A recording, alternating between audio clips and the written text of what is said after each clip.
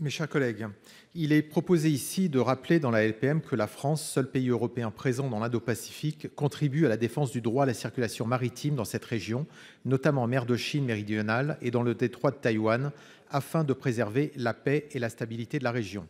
La Chine entretient de nombreux conflits territoriaux avec ses voisins, Japon, Vietnam, Philippines, Malaisie et bien sûr Taïwan.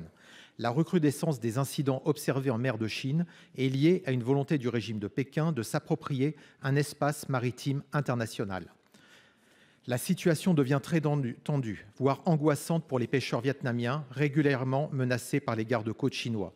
Les sénateurs philippins nous ont expliqué au Sénat que le petit récif, baptisé Juan Felipe, est devenu un bouillon de tension depuis que Pékin le revendique comme son bastion et y a construit des bases militaires sur des îlots artificiels. Les incursions chinoises en mer des Philippines sont désormais quotidiennes et font la une des journaux locaux. Les revendications chinoises, sous les formules d'eau chinoise historique, de zones de souveraineté incontestable et de zones de pêche chinoise traditionnelles, ont été invalidées en juillet 2016 par des décisions du tribunal arbitral international constitué à l'initiative des Philippines. Pékin juge la sentence nulle et non avenue.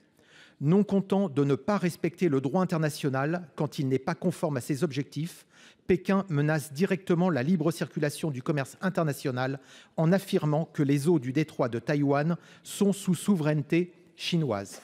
Cette approche prédatrice de la Chine, associée à une marine de guerre qui progresse en nombre, crée l'escalade. Elle est même susceptible de déclencher un conflit international si Pékin rompt le statu quo en tentant d'envahir Taïwan, à l'image de ce que nous observons en Ukraine avec la Russie. Voilà pourquoi il est important que la France défende le droit à la circulation maritime. Un avis favorable à cet amendement qui rappelle l'attachement de la France à défendre évidemment la liberté de circuler dans les eaux internationales, notamment dans le détroit de Taïwan. Merci. Avis du gouvernement, monsieur le ministre. Favorable. 120. Très bien.